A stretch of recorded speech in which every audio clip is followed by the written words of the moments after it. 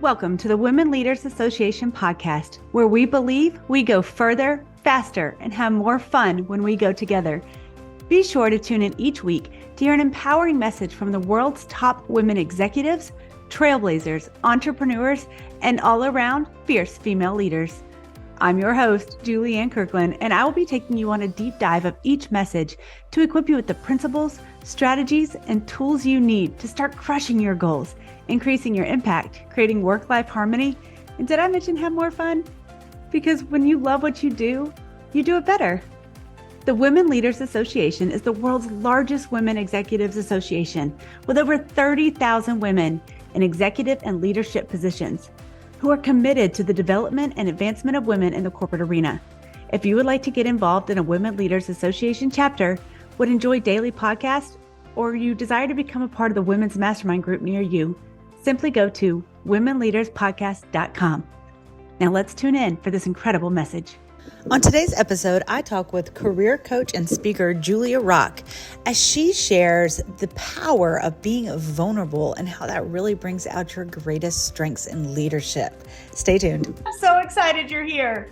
Thank you so much for having me, Julianne. I'm excited to be here. Yes. So right before we hit record, we were just catching up. We were both Tedx speakers and involved in that process. And we were talking about just, the journey to TED and how people think, oh, there's just that big red dot, right? Like there's so much associated with being on that big red carpet.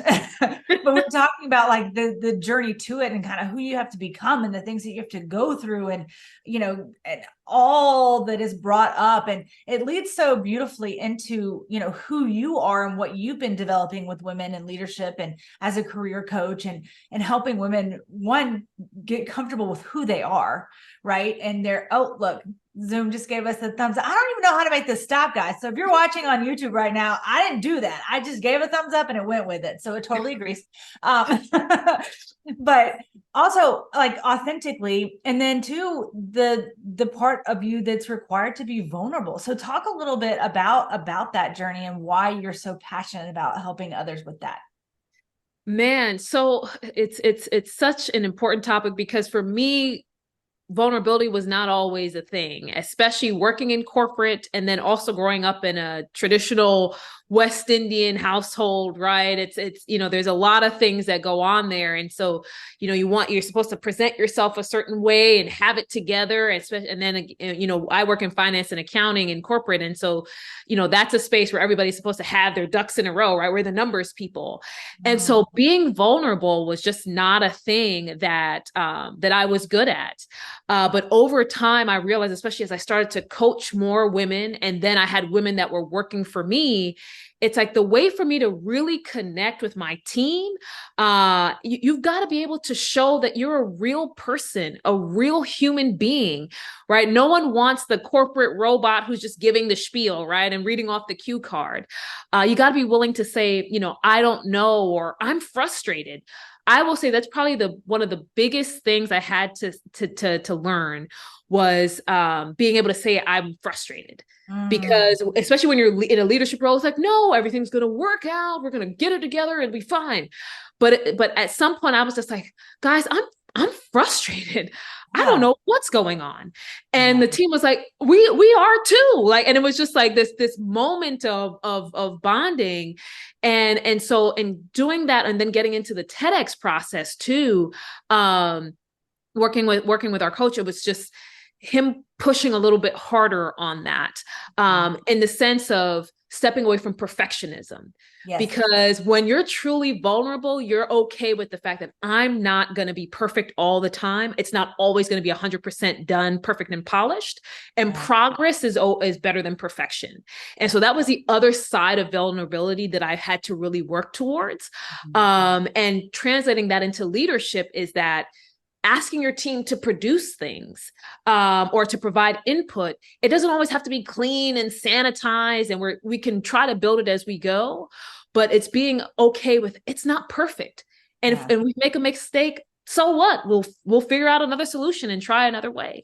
Yes. And I think that's so important too. Whether you listening right now are in corporate, or, you just have a quote unquote job, or maybe you are the CEO, or, perhaps you're the stay-at-home mom, and that is the team you are leading right now is your children. And as you were talking about how important it was for you to just be like, oh, I'm frustrated. I had that exact conversation. We're on Thanksgiving break, and so my kids are home. And I had that exact conversation. Like, Daddy and I are frustrated because we ask y'all to do things and you're not doing it. So then we get upset, and then we yell, and then y'all get upset that we're upset. And then, so like this, now we're all upset. right? But it relates into so many other spheres of life too. And that's why, again, really being true to who you are and showing up in all areas of your life as who you are and your most authentic self, like that is really where you can come and say, you know what, guys, I'm frustrated. Right. It's so important. I'm frustrated, or I was wrong, or this is not my strong suit. That's the other thing. Like, I'm good with spreadsheets, but sometimes, like, whether it's doing presentations or other things and getting it nice, I'm just like, this is not my area. And asking for help, that vulnerability and showing up as who you are, one, it helps you to stay true to you, but it's also, it allows you to get the help that you need, so you don't have to be an island. I think for so many women leaders, it's like, hey, if we show any chinks in the armor, if we're not doing it all ourselves, if we're not super women, we're not meeting the standards. And it's like, we're holding ourselves to an impossible standard, right? So I feel like being able to say, hey, I'm not going to get this right, or this is not my strong suit. It opens up the door for people who are willing to help us, for them to come and do so. And it's like, you can lighten the load a little bit so you can step into your true level of leadership. Yeah. And there is so much leadership in that, because by you doing that, it really does allow for somebody where that is their area of expertise to really shine, and I think there is so much strength in that, being like, you know what, I'm pretty weak in this area, but you're excellent at it. Could you step up and fulfill this role? And people love that. When you tell somebody they're really good at something, they like it. Love it. Yes. Like, let's do that. Let's be more encouragers. It goes so far to speak life into people. And I think that that's what we don't realize. We think that when we show vulnerability or show an area that we need development in, that it's all about us. But like you said, it's opening the door for someone else who has just been looking for their shot. You're actually able to give them their shot, and they feel more empowered, and they feel more inspired and motivated and engaged, because like, hey, I have the opportunity to contribute and add value and do what I love to do. I have a chance to show up here. And so I think it's important as leaders for us to not just think about ourselves, but it's thinking about, who are we leading? How do we provide them with empowerment and opportunity for them to be their full authentic selves and bring their full value? And if we're gatekeeping because we want to be the perfect boss with everything in order, we're robbing them of opportunities. Right. And you got to think back too, like, when did that all start? Like, who said, right, way back when, this is how it needs to be? Yeah, like, why was that ever a thing?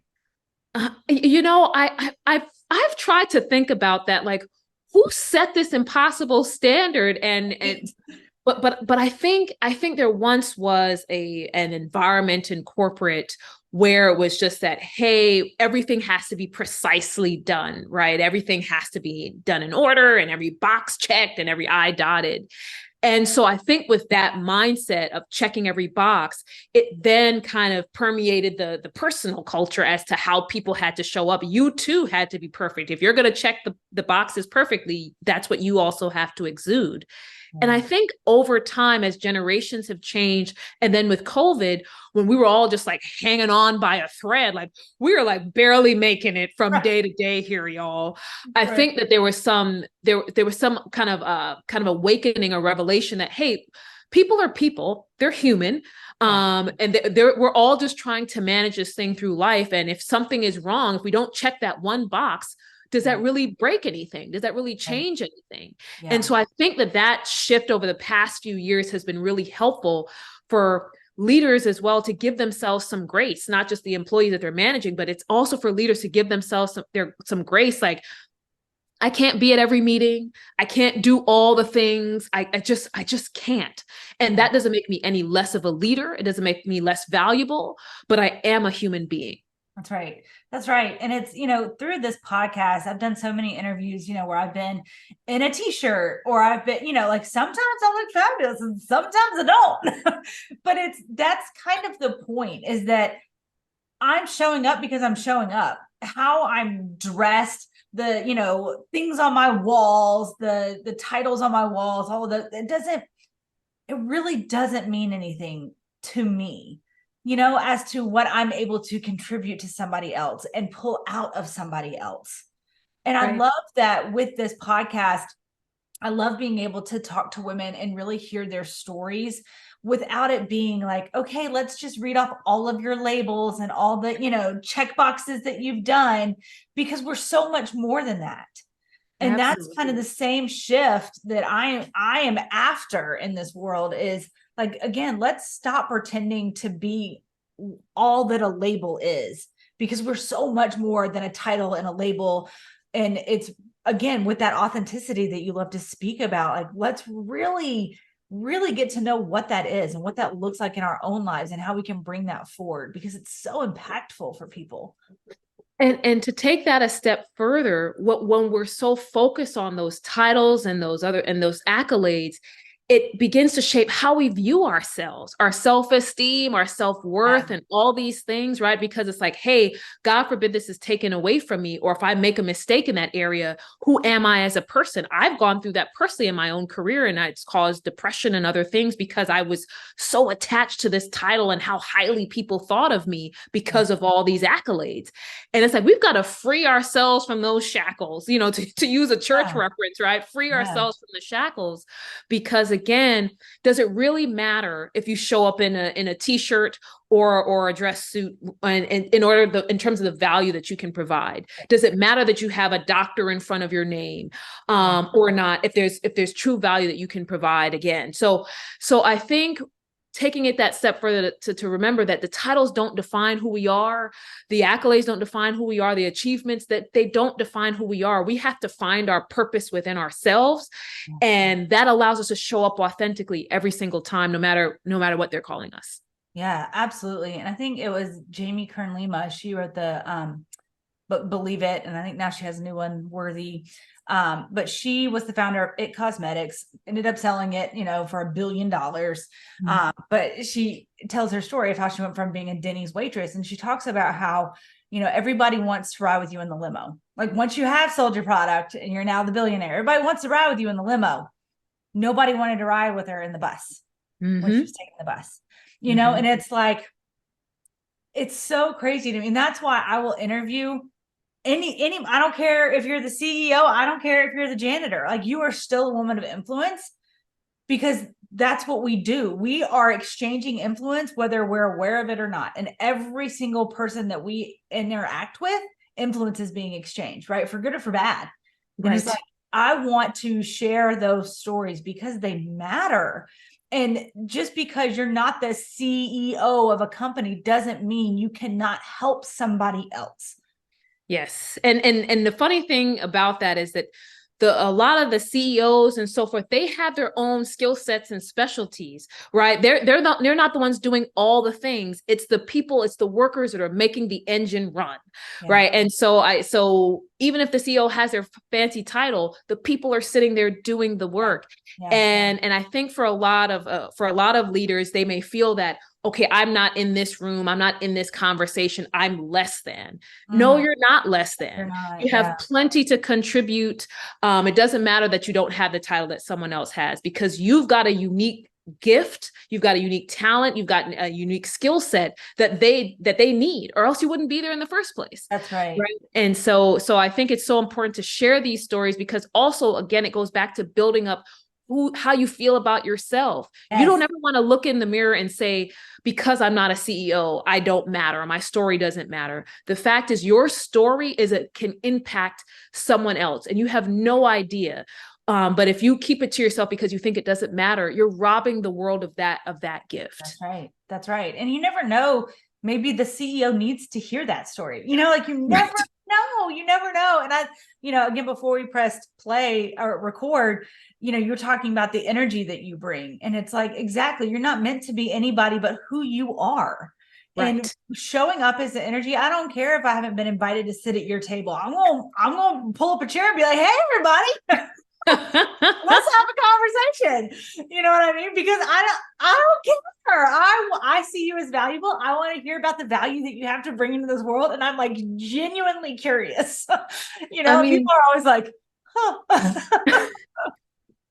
No, but I mean, and so for me, I'm big into sneakers. And so one of the things that I bring from an authentic place is that I've gone to work events and I'm wearing sneakers. And my TEDx talk, when it comes out, you'll see that I'm wearing a dress suit and I've got on a pair of silver and white Jordan 1s. I love it.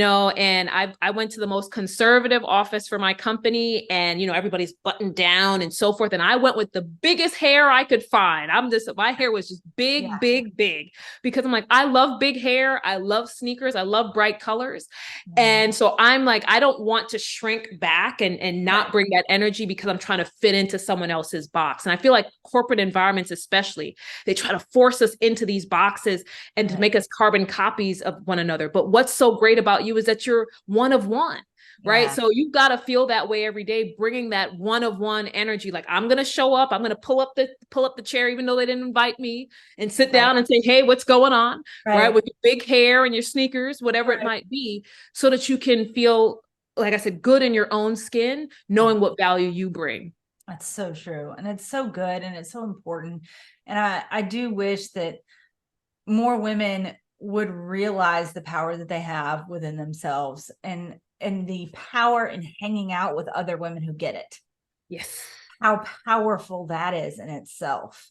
Yes. Being able to have these kind of conversations on the regular it's been huge for me. I wouldn't be anywhere close to where I am and the things that I've accomplished if it weren't for the people that I intentionally put in my life, because they called me higher. They wouldn't let me settle for my excuses. They wouldn't I could have a bad day and they'd be like, oh, you're having a bad day. Okay. And like, let's go, come on. And just being in those rooms where other people see the potential and they're going after their own stuff. There's none of that competition. It's like, let's do this thing together. Like, let's make this world a better place. And being in those rooms are huge. And I think there's such a negative narrative, especially when women get together, because like, oh, we're all so catty and we're competitive and nobody wants to help one another. But it's like when you're around a group of women who are like-minded and inspired, we're all trying to figure out how can we open up doors for the other? How can we share a story that may help you and vice versa? What are resources I have that I can share with you and vice versa? And the goal is that, a rising tide lifts all boats, that kind of thing, right? So if you're in the right space with the right people, there's no reason why you too can't rise, even if someone else is being fed or filled. If you're in the right space, you can get that opportunity. So you don't have to feel like, okay, if this person's getting a benefit, that means I'm not. It's like, no, we're all in the same space. And again, no one understands a woman's experience like another woman, right? And so sometimes you try to go and find it from other people or, but it's like the truth is when you're a woman who have been in your same shoes and same situations, there's so much you can glean because they may have gone or handled it a different way, and they can give you a different perspective to the same situation that you face. And so, a lot of that competitive stuff, I think it's just negative narrative, but the truth is women are a lot more collaborative than we think once we're in the right space. Oh, it's so true. It's so true. And I love, I've really embraced the term like-missioned more than like-minded, because I love being in the same room, in the same space with women who are on mission to improve themselves, improve others around them. That is the mission that I'm looking to connect with. I love being around women who have a different mindset than me. Like, it opens my capacity to be like, I have never thought of that perspective. That's genius. I love that. I love your story. I love how your background has shaped this story and how now I can look at it and be like, oh my gosh, like it's a diamond. Like, we're looking through it and turning it in multifaceted different ways. And like, yes, give me all of those conversations all day long. Absolutely. And that's such a good point, because, you don't want it to be kind of group think, either, right? You want somebody that can challenge you. You've heard the saying, iron sharpens iron, right? And so the fact is, you want somebody who may have a different position, but it's like it gives you a different perspective versus something more combative. It's like, hey, I just hadn't thought of it that way. Right. And so, especially if they've been through similar situations, or to your point, they have similar missions, then you can sit and say, I wouldn't have approached it that way, but now I see why you did. And maybe this is something that I can adopt, and vice versa, that you're sharing with them. And that way, that's how we create impact in the world, right? Is that we're not just all being homogenous carbon copies of one another. We're thinking, we have different perspectives. We're bringing our diverse backgrounds and all these things to a conversation so that we can impact the people around us. Yeah. And it's time to get out of the silos, kind of to what you were referencing earlier, being in the corporate where it's like, oh, you have to be in this box, and I feel like not only in corporate, but in so many women's lives in general. This was a lot of what my TED Talk was on was, oh, well, okay, you're wearing the mom hat right now. Okay, well, now you're wearing the, entrepreneur hat. Well, now you're wearing the author hat. And it's like, but no, I'm all of those things. And I can't be any less of one thing because I'm suppressing a part of me that is going to lead to a depressive state in part of me. And I won't be able to show up as the best version of myself because I'm suppressing part of who I am. It's like, let's break down those siloed walls and let's really embrace our authentic self. And I think people miss the fact that all those parts of you, they contribute to you being the best version, like you said. So if the reason you may be a good entrepreneur is because you're a mom, or, or because you're a mom, you could be a better person in corporate because these are experiences that you've had, or because you've gone through corporate, you can do this in entrepreneurship. So I think people don't realize or they kind of, trivialize the impact that all those different facets and all those different sides of you work together to make you the best version that you can then create the highest level of impact in society.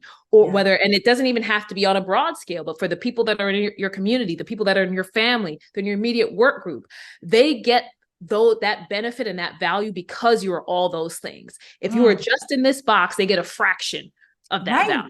Yes, absolutely. Oh, this is such a good conversation. All right, Julia, what is one last piece of advice or practical tool, something that maybe you cling on to every single day as you're in this journey of life and all the things that have kind of been thrown at you that you're navigating through? Like, what is the one piece of advice or, again, practical tool that you would give to the listener right now who's like, man, this all sounds so good, I don't know how to start?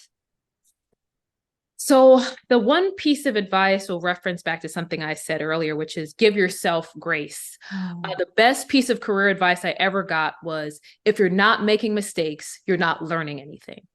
And I got that information. I got that piece of advice almost 20 years ago. And I live by that because it allows us to try new things. It allows us to go after our full potential. It allows us to dust ourselves off when things don't go the way that we planned. And so, if someone is listening and they're struggling with, how do I get started? It's first take the pressure off yourself and give yourself the room to make mistakes, because you learn from it and then you move forward. Yeah. Yes, I love that. And, I'm always trying to help my clients with stop attaching that story of failure as being a bad thing. Right. Failure's not like, again, who said failure had to be bad? Like, we're just going to write a book and I want to know who said all of these things. I feel like that should be the title of the book. Who said? Who said? Like 20 things in there. Because honestly, failure is where the richest lessons come from. Because and it's like the depth and development. Yes. You learn about yourself in that process, right? You learn so much about how you can manage things, how you react, how resilient you are. And, because when you're successful, it's like, yay, we can all celebrate and eat cake and ice cream. But it's like, what happens when you fail? What person do you become? Do you shrink away from it? Do you shrink back? Or do you kind of go full throttle? Like, okay, I messed this up. I screwed this up. All right, let's dust ourselves off and let's get back in the saddle, because now I have different points of information I could use for my next go round because I know what didn't work, right? So how do you approach that failure is what's important. Yeah, I love that. All right, so when our book comes out, who said? Who said? I love it, Julia. Thank you so much. Listen, if y'all want to connect with Julia, what's the top way that people can get in contact with you? Absolutely. Through my website, rockcareer.com, or on social media at the Julia Rock on Instagram, Twitter, and Facebook. I love it. I love it so much. All right. That is all we have for you today, ladies. Remember that if you want to get involved in a Women Leaders Association chapter near you, go to womenleaderspodcast.com and check it out. Thanks so much. Bye-bye.